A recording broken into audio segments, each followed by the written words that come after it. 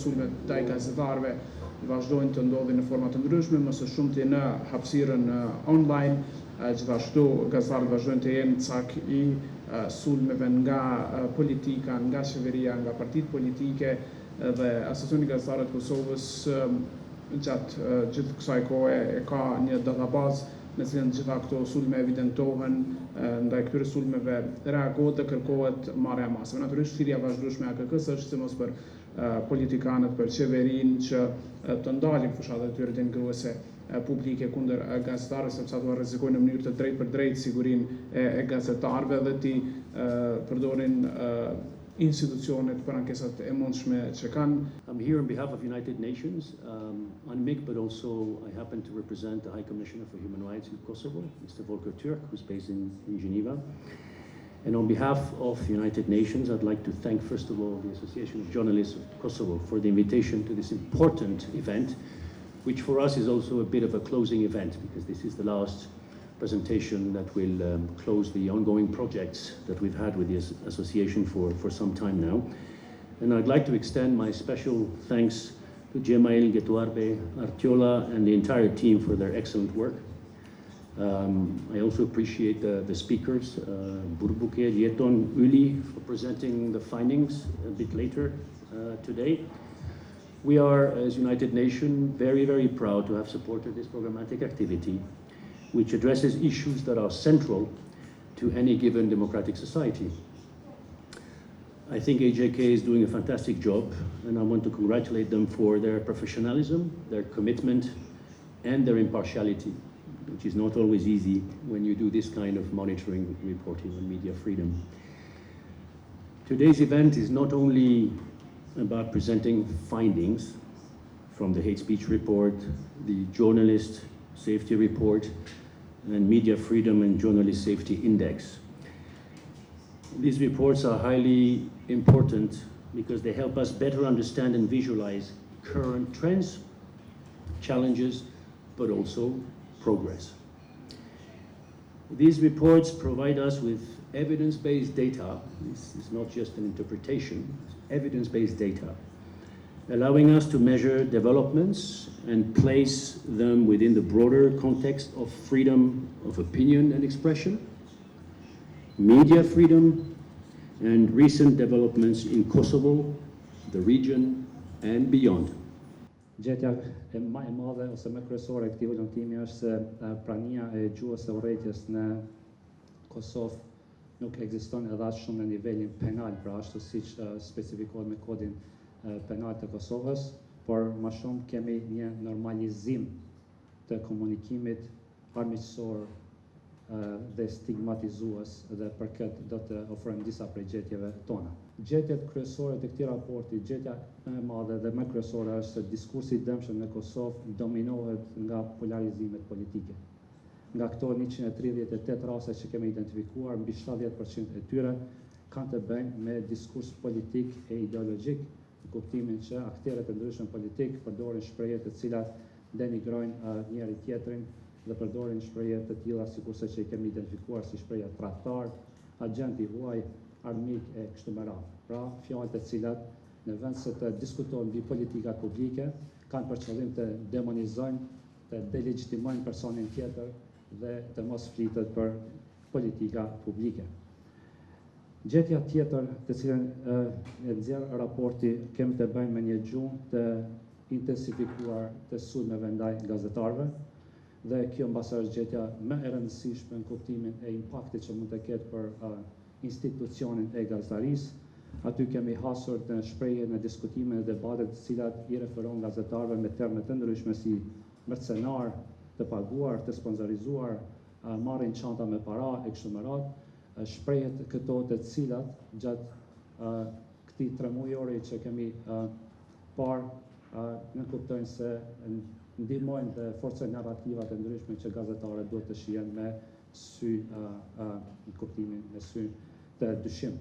Dhe kjo është shumë e rrezikshme për demokracinë, sepse siç e thash, impakti nuk është vetëm tek individet si gazetar, por tek institucioni i gazetarisë, dhe nëse humbim besimin e publikut në institucionin e gazetarisë, atëherë gradualisht kemi humbur një hallk shumë të rëndësishme të llogaridhënies në shoqërinë tonë demokratike. Gjetja e tretë ka të bëjë me diskursin e dëmshëm ndaj grave, komuniteteve pakic dhe grupeve të tjera. Këtu kemi parë pra shprehje të cilat figurat politike i reduktojnë në identitetin e tyre gjinor. Kemi parë po ashtu stereotipe dhe fjalë fyese të cilat ndihmojnë stereotipe ndaj komuniteteve të ndryshme pakic në vendin tonë. Dhe gjetja e fundit ka të bëjë me rritjen në masë të madhe të teorive konspirative dhe përdorimit të inteligjencës artificiale. Si gjetje kryesore e raportit është pra që siguria e gazetarëve në Kosovë vazhdon të mbetet e brisht, edhe pse format e kërcënimeve kanë ndryshuar ndër vite, pra po flasim për mënyrën ne në kuadër të raportit kemi bërë edhe një analizë në retrospektiv, pra përpas periudhës të cilën ne kemi pasur janar-maj 2026, kemi shkuar edhe pak në retrospektiv, duke marrë parasysh pra periudhën 2021-2025, ku kemi parë që sulmet, kërcënimet dhe format të tjera të presionit dhe gazetarëve kanë qenë sigurisht të pranishme, por që krahas këtyre incidenteve të cilat zakonisht janë tradicionale, të cilat shpeshherë ndodhen në terren, viteve të fundit janë karakterizuar rritja e kërcënimeve online. Pra, fushatat online dhe sidomos sulmet në hapësirën digjitale janë ato të cilat më së shumti karakterizohen dhe kërcënojnë lirinë e medias në vend. E mbi të gjitha sigurinë e gazetarëve. Të dhënat e raportit dhe ato pra institucionale nga policia dhe prokuroria e shtetit tregojnë që vetëm gjatë 5 muajve të parë të vitit 2026 janë raportuar 9 sulme fizike dhe jo fizike nga gazetarëve në Kosovë. Ky është i njëjti numër rastesh sa janë raportuar gjatë tërë vitit 2025. Pra, i njëjti numër në total ka qenë numri total i raportimeve gjatë vitit 2025. Kurse në këtë vit që jemi, pra 2026, kemi 9 raste në total nga periudha janar-maj. Ne po shohim pavarësisht që kemi, domethënë edhe të ngritura në kategorinë kushtetuese liritë e sipërtekstuara, ne po shohim se sot kemi ngecje të këtyre zbatimeve të këtyre lirive në praktikë. Sot kemi rritje të numrit të sulmeve ndaj gazetarëve, qysh edhe paraportja më herët ta, domethënë vetëm deri në muajin maj kemi numër të rasteve sa kishim në komplet vitin e kaluar. Dhe kjo, domethënë automatikisht del se nuk po funksionon edhe zbatimi i ligjit që ndalidhen me zbatimin e sigurisë juridike ndaj gazetarëve. Vazhdon të jetë numri i madh i rasteve në gjykata, vazhdon të jetë stërzgjatja e këtyre procedurave, përkundër që Këshilli Gjyqësor ka arritur që në kuadër të strategjisë për trajtimin e lëndëve të vjetra ka fusë padit slep si padi që duhet të trajtohet me urgjencë. Ajo që duhet të bëhet, besoj edhe që kemi ngritur edhe përmes AGK-s me Këshillin Gjyqësor, është që padit slep duhet të marrin një përgjigje të trajtimit të hershëm, të shqyrtuar në fazën e parë dhe jo pastaj të pritet deri në fund që kur vjen në shqyrtimet gjyqësore pastaj të vërtetohet që është një padit slep. Faleminderit shumë që na jeni bashku në numër kaq të madh dhe jeni këtu për me diskutuar një temë që teknikisht është përtej çështjes profesionale për gazetarët. Në fakt, është çështje tepër thelbësore edhe për demokracinë në vend. Pra, kemi me fol për lirinë e medias, sigurinë e gazetarëve edhe lirinë e shprehjes. E përmendi Xhamaili, unë sot do të prezantoj gjetjet kryesore të indeksit për lirinë e medias dhe sigurinë e gazetarëve për Kosovën, dhe ky raport është i bazuar në të dhëna kualitative dhe në të dhëna kuantitative. Në njërin anë kemi indikator, krahasime, vlerësime, statistika, raste të dokumentuara dhe marrje të trendeve, dhe në anën tjetër kemi përvoja, kemi intervista, kontekst politik, zhvillime ligjore, dëshmi të gazetarëve dhe analiza të mënyrës se si presioni ndaj medias ndihet dhe në përditshmërinë e redaksive. Kjo është një temë tepër e rëndësishme, sepse gjithmonë fokusi kthehet tek ajo se a kemi media edhe çfarë media ka Kosova. Kosova ka shumë media, Kosova ka debat, ka pluralizëm, ka gazetarë të guximshëm, ka redaksi aktive, edhe një herët ka gazetarë që punojnë kushte shumë të vështira. Duhemi me kthy fokusin tek disa pyetje të tjera në fakt, që ja adresojmë edhe tek ky raport dhe dy raportet e tjera që u prezantuan më herët. Në çfarë kushte punojnë këto media?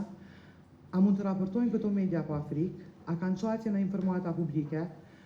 A trajtohen si partner në interes publik, apo trajtohen si kundërshtar? Apo mbrohen kur po sulmohen? A respektohen kur kritikojnë? Pikërisht këto fillon shqetësimi jon kryesor. Gjetjet e këtij raporti tregojnë se Kosova është në fund të rajonit, nuk është në fund të rajonit, por as nuk është aty se ku do të duhej të ishte. Kosova ka ngellur diku në mes. Mirë ajo që e bën këtë vetë raportues veçanërisht shqetësues nuk është vetëm pozicioni në mes, po është drejtimi i lëvizjes. Kosova po largohet nga grupi i vendeve që kanë shënuar më shumë stabilitet apo përmirësim në fushën e lirisë së media, siç është Mali i Zi, Maqedonia e Veriut dhe Kroacia.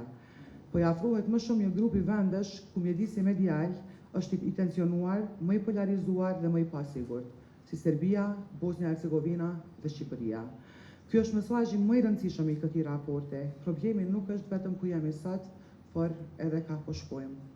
Nëse para disa vitesh Kosova shihej shpesh një shembull relativisht pozitiv në rajon për pluralizëm medial, për debat të hapur dhe për një mjedis më të gjallë informativ, sot ajo pamje është shumë e ndërlikuar.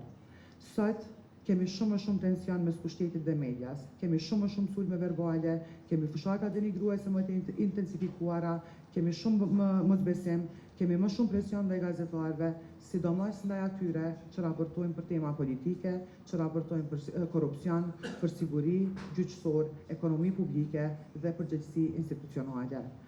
Viti raportues ka qenë edhe vit zgjedhor dhe kjo e ka rënduar edhe më shumë mjedisin medial. Në vitet zgjedhore media ka rol të pazëvendësueshëm. Ajo informon qytetarët, kontrollon premtimet politike, verifikon deklaratat publike, ekspozon abuzimet dhe krijon hapësirë për debat. Por pikërisht për këtë arsye, në vitet zgjedhore, media bëhet edhe më shpesh cak i presionit.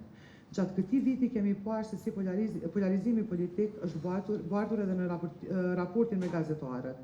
Kritika ndaj pushtetit apo partive politike shpesh është trajtuar jo si pjesë normale e demokracisë, por si sulm. Pyetjet e gazetarëve janë interpretuar si qëndrime politike, raportimi kritik është etabluar, gazetarët janë përballur me gjuhë armiqësore, me fushata denigruese në rrjetet sociale, me përpjekje për diskreditim personal dhe profesional. Një prej gjetjeve të tjera të raportit është se rënja e Kosovës nuk ka ardhur nga një incident i vetëm dhe nuk ka ndodhur brenda ditës. Është rezultati i një grumbull i zhvillimesh. Ka presione politike, ka qasje të kufizuar në informata, ka vonesa institucionale, pasiguri ligjore, kërcënime online, mungesë dëshkueshmërie, dobësi ekonomike të mediave, edhe një klim publike gjithnjë më shumë armiqësore ndaj gazetarisë kritike. Në aspektin krahasues, rënja e Kosovës është tepër e dukshme, edhe në vlerësimet që bëhen ndërkombëtarisht. Në raportin e vitit 2025 të raporterëve pa kufi, Kosova u rendit në vendin e 99 nga 180 vende në këtë indeks, duke shënuar një rënje prej 24 vendesh krahasuar me vitin paratar. Kjo rënje u ndërledh në ndërhyrje politike, fushatat denigruese, çasjen e kufizuar në informacion, rregullimin problematik të medias dhe mbrojtjen e dobët të gazetarëve. Për te rangimeve ndërkombëtare, raporti jonë tregon se kjo rënje ndihet edhe në terren. Vrehet në redaksi, edhe gjithashtu në mënyrën se si gazetarët mendojnë para se të publikojnë atë se çfarë ka përgatitur.